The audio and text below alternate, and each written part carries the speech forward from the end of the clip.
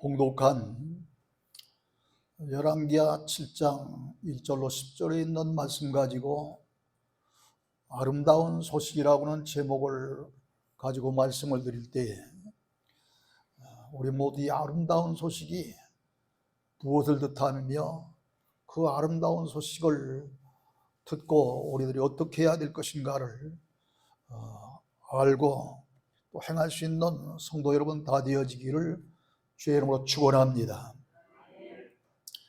본문은 그 옛날 아람 나라 군대가 북이스라엘의 수도인 사마리아를 침략하여 포위하고 있을 때 일어났던 그런 사건을 다루고 있습니다. 그때 얼마나 기근이 심했는지 열왕기하 6장 25절에 보면 나귀 머리 하나에 80세겔, 요즘 우리 한화로 계산하면 약 40만 원 정도입니다. 나귀 머리만 40만 원이에요. 그리고 합분태라고는 필기똥 비슷한 그런 식물이 있는데 그것이 4분의 1값에 한 6리터쯤 된다는데 5세겔, 약 우리나라 돈으로 25만 원 정도라고 그럽니다. 나귀 고기는 본래 이스라엘 사람들이 먹지 않았을 뿐만 아니라 나귀 머리는 살이 없는 뼈다귀뿐인데 그토록 엄청나게 비쌌습니다. 그것도 모자라서 열왕기하 6장 28절로 30절에 보면 두 여인이 어느 날 얼마나 배가 고팠는지 서로 이야기하기를 오늘은 내 아들을 잡아 삶아 먹고 내일은 당신의 아들을 잡아 삶아 먹자 하고 의논한 끝에 그렇게 하기로 합니다. 그래서 먼저 아들을 삶아 먹고 그 이튿날 이제 당신 아들을 삶아 먹자고 해서 아들을 내놓으라니까 어딘가에 숨겨놓고 내놓지를 않습니다. 먼저 아들을 같이 삶아 먹은 그 여인이 생각할 때 얼마나 억울한 일입니까? 자기 아들만 생으로 죽인 것 아닙니까? 그래서 이 왕에게 이런 억울한 사실을 탄원했습니다. 그때 왕은 이 비참한 탄원의 말을 듣고 얼마나 마음 아프게 생각했는지 자기의 옷을 찢고 가슴을 치며 비통하게 여겼습니다. 이때 엘리사가 본문 1절에 보면은 이런 이야기를 합니다. 여호와께서 이르시되 내일 이맘때에 사마리아 성문에서 고운 밀가루 한 서아를 한 세겔로 매매하고 또 보리 두 서아를 한 세겔로 매매하리라 하셨느니라 하고 하나님 주신 그런 말씀으로 예언을 합니다. 그런데 왕이 신임 많은 한 장관이 나타나서 엘리사의 말을 듣고 여호와께서 하늘에 창을 내신들 어찌 이런 일이 있겠습니까 하고 부인했습니다. 그도 그럴 것이 나귀 머리 하나에 80세겔, 또 합분대라고는 비둘기똥 비슷한 그런 식물 6리터에 25만 원이라고는 한 5세겔 정도의 엄청난 그런 그 고물가 시대인데 갑자기 물가가 폭락해서 밀가루 한 사가 한 세겔, 보리 두 사가 한 세겔에 매매될 수 있겠습니까? 도저히 사람의 상식으로는 이해될 수 없는 그러한 일이 벌어진다고 하니까 이 왕의 신임을 받던 그런 장관이 그렇게 부정적인 말을 한 거예요. 그런데 한 사는 약 19.5리터, 지금 우리들이 물을 마시고 또 뭐 과일 주스 같은 것을 사 먹는 그런 이 페트병 큰 것이 아마 1.8리터인가요? 뭐 그 정도 되잖아요. 근데 이것에 한 10배 되는 거 그러면 얼마나 되나? 그런데 뭐 이거 10배쯤 되면은 거의 한 말 되지 않겠어요? 이게 1.8리터면 한 대쯤 될 거니까. 그런데 한 세겔을 한 거예요. 나귀의 머리 하나에 50세겔, 합분 때 그 6리터에 25세겔, 5세겔 그러던 것이 이렇게 엄청나게 싸게 판다고 하니 이런 이야기를 한 거예요. 장관의 말은 사람이 할 수 없는 일을 어떻게 하나님이라고 하실 수 있겠느냐 하는 생각입니다. 이때 엘리사는 그 부정적인 그런 이야기를 하고 있는 이 장관에게 네가 네 눈으로 보리라, 그러나 그것을 먹지는 못하리라 그랬습니다. 즉 내 생각으로 될 수 없다고 생각하는 일이 반드시 일어나서 내 눈으로 똑똑히 보겠지만 너는 그것을 먹지 못하고 죽으리라 하는 이야기입니다. 하나님의 역사를 믿지 못하는 자에게 내리시는 하나님의 준엄한 심판이었습니다. 하나님께서는 이 장관의 불신앙을 그대로 묵인하지 않으리라고 하는 말씀입니다. 그러나 마태복음 19장 26절에 보면은 사람으로는 할 수 없을 때 하나님으로서는 다 하실 수 있느니라 그랬습니다. 하나님은 무엇이든지 다 하실 수 있는 전능하신 분이기 때문에 얼마든지 하시고자 하면 무엇이든지 다 하실 수 있다는 말씀입니다. 본문 6절로 7절에 보면 그래서 하나님께서 아람 군대로 하여금 병거소리, 이 병거소리가 무슨 소리냐 하면은 지금으로 하면 군용 트럭입니다. 그 옛날 말들이 끌고 다니는 이 수레를 병거라고 그래요. 이런 병거소리, 또 그 수레를 끌고 사람 태우고 다니는 말소리, 그리고 큰 군대 소리를 내서 이 아람 군인들로부터 듣도록 하게 하십니다. 이런 엄청난 많은 군인들 소리, 말소리, 병거소리를 듣고 이 아람 군대는 얼마나 겁을 먹고 이스라엘 군인들이 다른 그 사람들을 동원해서 이렇게 엄청난 말과 병거를 그리고 많은 군대를 동원하여 우리를 치려고 하는구나 하고서 겁을 먹고 도망쳐서 장막과 말과 나귀를 다 버리고 머물고 있는 진영을 그대로 둔 채 도망치게 하셨습니다. 그래서 16절로 17절에 보면 이스라엘 백성들이 아람 사람들이 진영을 노략함으로 진영 안에는 갑자기 이 그동안 있었던 군량미로 말미암아 이스라엘 사람들이 먹을 수 있는 그런 군량미가 생긴 거예요. 그러므로 갑자기 물가가 폭락하여 고운 밀가루 한 사가 한 사겔이 되고 보리 두 아스가 한 세겔이 된 것입니다. 그리고 장관은 백성들의 발에 밟혀 죽고 말았습니다. 하나님의 축복은 믿는 자에게만 주어지지 믿지 못하는 자에게는 주어지지 않는다는 말씀입니다. 하나님의 은혜와 축복은 마치 지금 우리들이 밝히 성경을 보고 서로 얼굴을 알아볼 수 있는 이 성경이 된 것은 전선을 타고 온 그런 전기 때문 아닙니까? 이처럼 이 전선과 같아서 믿음을 통해서만 이 은혜를 주시기 때문에 이처럼 믿음이 있는 그런 사람들만이 하나님의 축복과 은혜를 받을 것이고 믿음이 없는 사람은 하나님의 축복과 은혜를 받지 못하는 것입니다. 이때 성문노기에 살던 4명의 나환주가 있었는데 이들은 죽이면 죽을 것이라고는 결단을 내렸습니다. 나병 환자들은 가장 불쌍한 사람들입니다. 그들은 하나님의 저주를 받아서 나병 환자가 되었다고 생각하기 때문에 사람들이 자기들에게 가까이 오면 스스로 불결하다 불결하다 외치며 다녔습니다. 이들은 구걸하며 살고 있었기 때문에 성 안에 먹을 것이 없어서 구걸하러 갈 것인데 기근으로 인하여 모두가 다 굶어 죽고 되었고 또 그렇기 때문에 죽기만을 기다릴 수밖에 없는 처지가 되었습니다. 그런데 본문 3절 이하에 보면은 그들은 서로 의논하기를 어찌하여 여기 앉아서 죽기만을 기다리랴.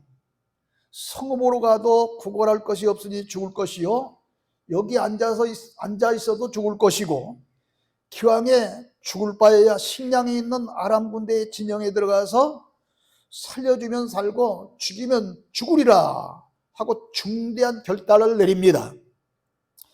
아람 군대의 진영에 들어가서 살려주면 살고 죽이면 죽으리라 하고 중대한 결단을 그래서 내린 겁니다.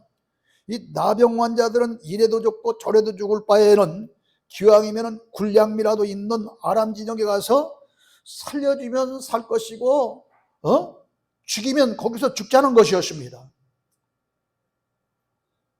죽이면 죽으리라 하는 이 말씀을 생각하면 아마 성경을 보신 분들은 저 에스더 왕후 생각이 날 거예요. 당시 페르시아라고 하는 왕국에 아수에로 왕이 집권하고 있을 때인데 이 왕후가 왕명을 잘 따르지 않습니다.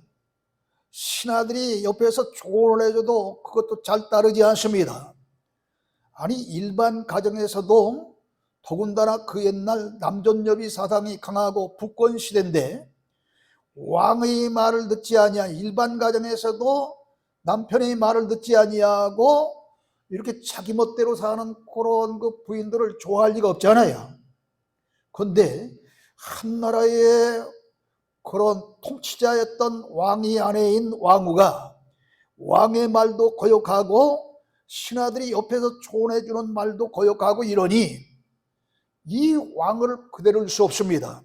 그래서 아수에로 왕은 이 왕비를 폐출시키고 전국에서 지혜롭고 아름다운 여자들을 모이라 해서 그 중에서 빼어난 여자 하나를 골랐는데 그게 누구냐 하면은 바로 에스더라고는 여자입니다. 이 에스더가 간택이 되어서 왕후가 되었습니다. 처녀였어요. 처녀 에스더가 간택이 되어서 아에스로 왕의 왕비가 됩니다. 에스더는 본래 유대인으로 어렸을 때에 부모님을 다 잃어버리고 사촌 노파였던 모르게의 손에서 양육을 받았던 인물입니다. 그런데 그때 이 아하수에로 왕은 하만이라고 하는 사람을 총리급에 해당하는 높은 지위에 올려놓고 자기를 돕도록 했습니다. 그리고 모든 신하가 이 하만이라는 사람 앞에 지나갈 때에 무릎을 꿇고 절을 하도록 했는데 이 에스더 왕후의 사촌 오빠인 이 모르드게는 이 하만 앞에 지나가도 절을 하지도 아니하고 무릎을 꿇지도 아니하고 경배하지도 아니하고 오히려 업신여기며 지나간 거예요.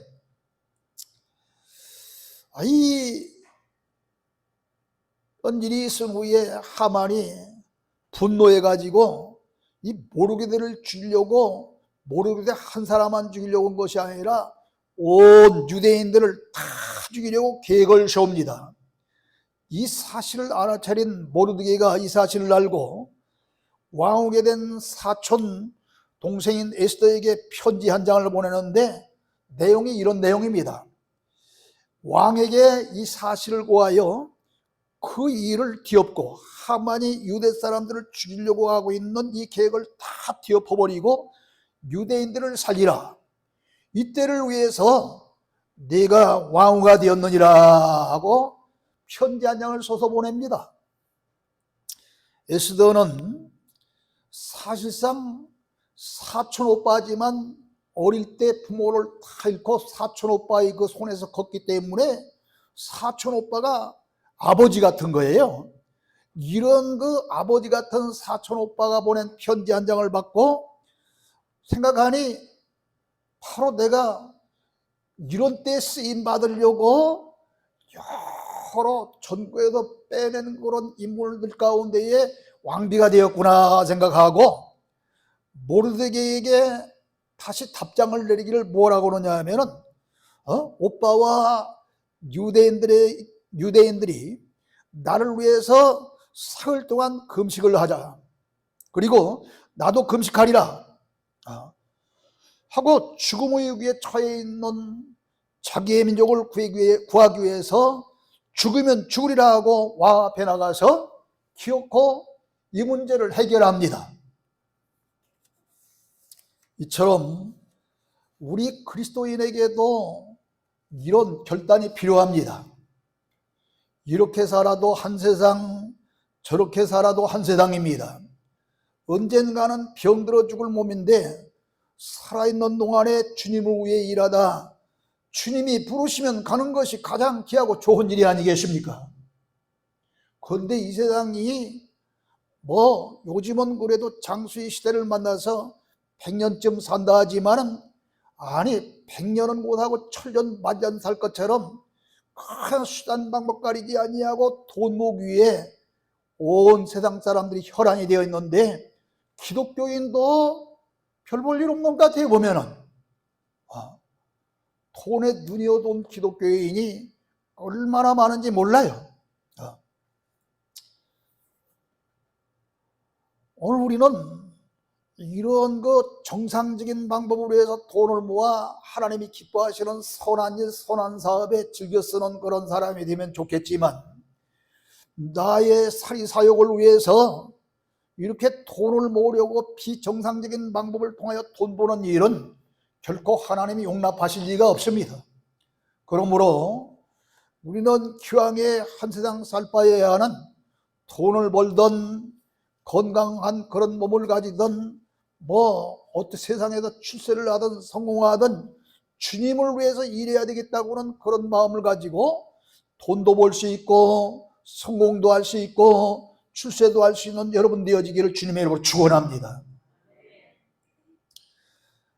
이렇게 생명을 내건 나환 자들의 결단이 있었기 때문에 이스라엘 온 국민은 이 아람 군대의 포위를 받아서 성 안에 기근으로 말며 죽게 되었을 때에 죽지 않고 살 길을 찾게 된 거예요. 나병 환자들이 아람 진영에 간다는 것은 죽으러 가는 것 같습니다. 적진에 뛰어들어가는 거니까 죽으러 가는 거예요. 그런데 죽이면 죽고 살면 살리라 하는 그런 결단을 가지고 아람 진영에 들어가 보니까 이상한 일이 벌어졌습니다. 해질 무렵에 아람 진영에 가보니 아무도 없었습니다. 그 이유는 앞서 이야기한 대로 하나님께서 이 수레를 끓는 그런 이 병거 소리, 또 이 수레를 끓는 말소리, 또 큰 군대 소리를 내어서 아람 군대로 하여금 듣고 이스라엘 군인들이 다른 사람들하고 동맹해서 자기들을 쳐들어오서 죽을 수밖에 없는 위험직전에 있구나 하고서 무서워서 겁을 내서 벌벌 떨며 다 도망쳐버린 거예요. 그래서 혼비백산 장막과 말과 나귀를 다 버리고 진영을 그대로 둔 채 도망쳐버린 것입니다. 나병 환자들이 가만히 진영에 가보니 먹고 마실 것이 굉장합니다. 아니 그것뿐만 아니라 입을 것도 있습니다. 금은보화가 그대로 있습니다. 다 두고 그냥 목숨만 살려고 다 도망쳐 버렸기 때문입니다.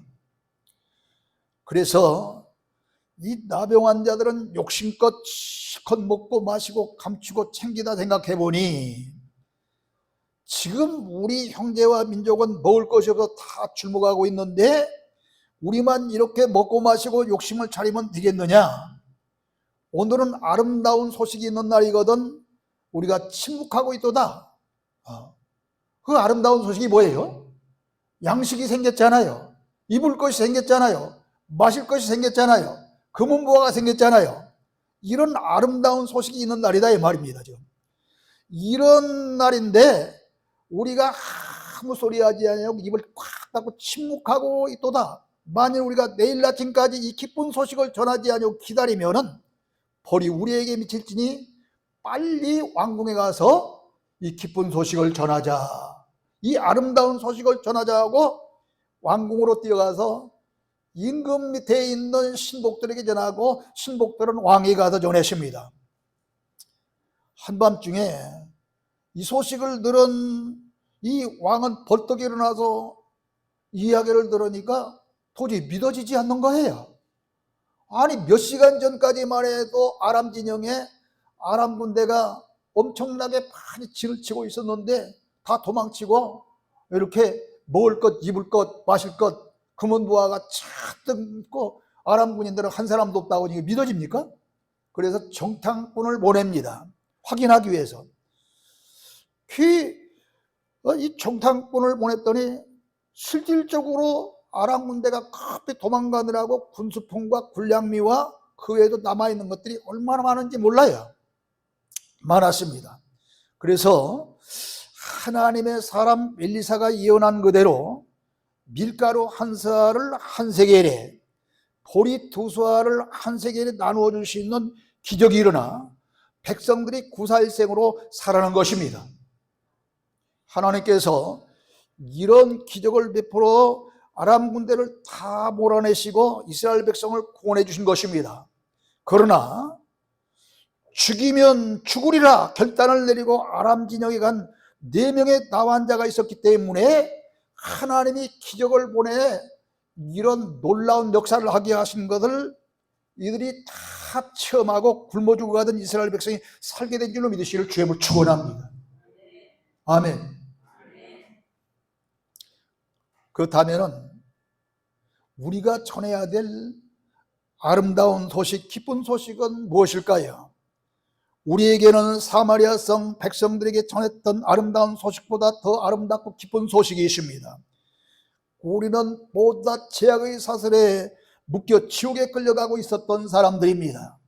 그런데 예수 그리스도께서 우리의 죄를 갚으시고 죄악과 사단의 사슬을 다 끊으시고 자유를 주셨습니다. 평안을 주셨습니다. 영생을 주셨습니다. 죄로 인하여 지옥에 갈 수밖에 없었던 우리에게 이보다 더 아름답고 기쁜 소식이 어디 있겠습니까? 이 놀라운 아름답고 기쁜 소식을 전하지 않고 침묵하고 있다 한다면 우리에게도 화가 있을 것입니다. 본문 9절에서 나병 환자들이 우리가 이렇게 해서는 안 되겠도다, 오늘 아름다운 소식이 있는 날이거든 우리가 침묵하고 있도다, 만일 밝은 아침까지 그대로 앉아 기다리면은 벌이 우리에게 미칠지니 왕궁에 가서 알리자 그랬어요. 이처럼 우리도 이 아름답고 기쁜 소식을 우리들이 가지고도 침묵하고 있다 한다면 우리에게도 벌과 화가 미칠 것입니다. 여러분, 에스겔서 3장 17절로 19절에 보면 이런 말씀이 있습니다. 인자야, 내가 너를 이스라엘 족속의 파수꾼으로 세웠으니 너는 내 입의 말을 듣고 나를 대신하여 그들을 깨우치라.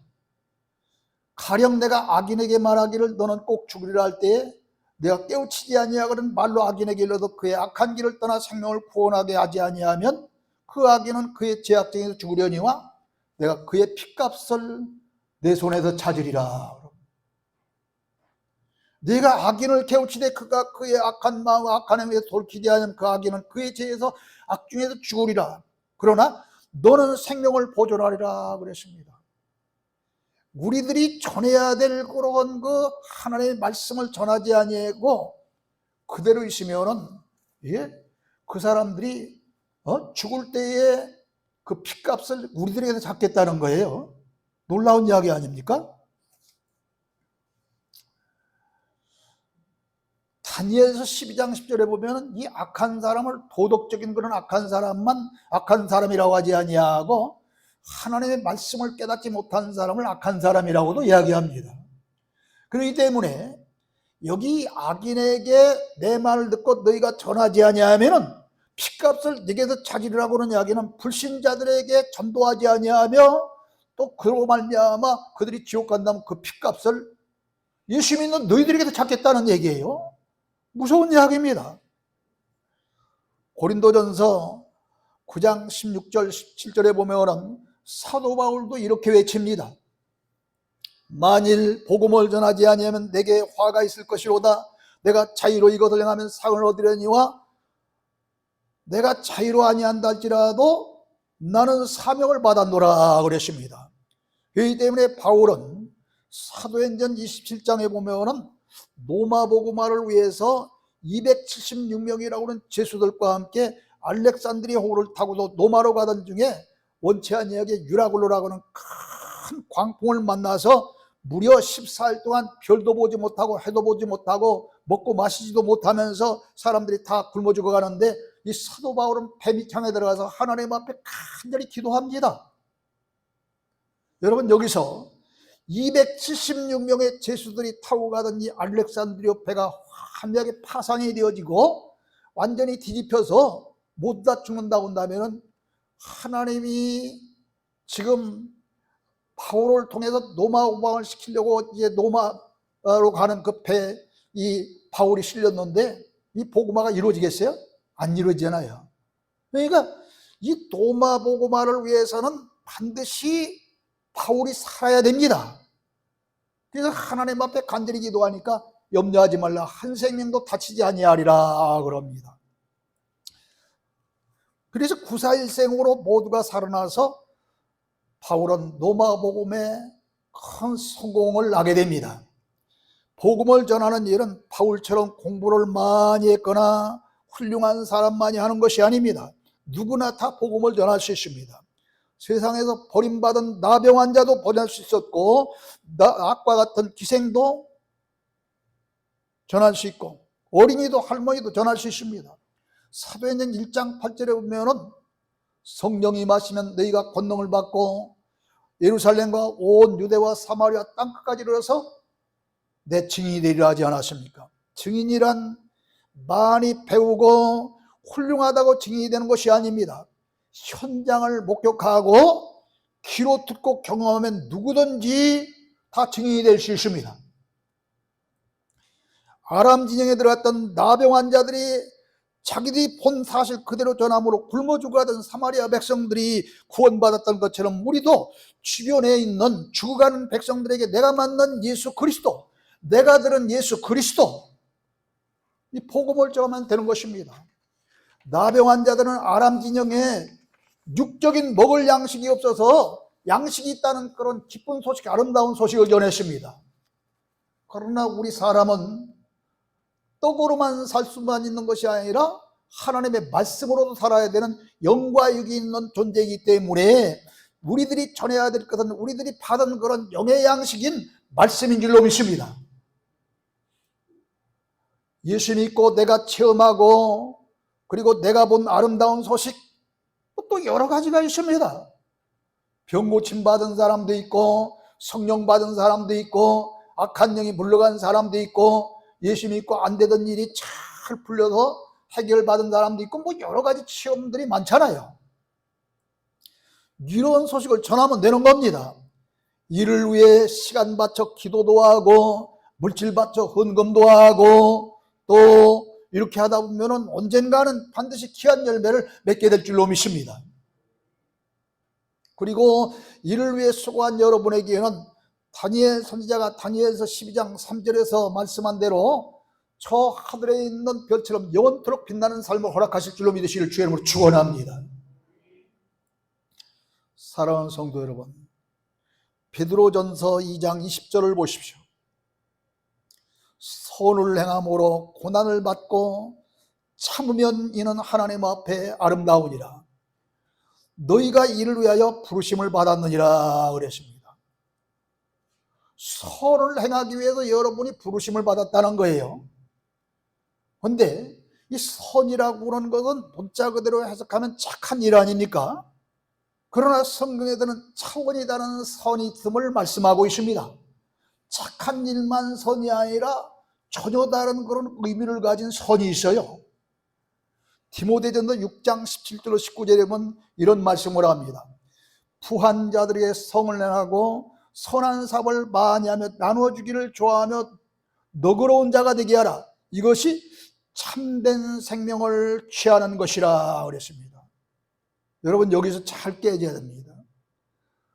세상적인 그런 문자 그대로의 선한 일, 선한 사업을 많이 한다고 해서 참된 생명, 영생을 얻는다고 한다면 기독교 외에도 구원이 있다는 말씀입니다. 그렇잖아요?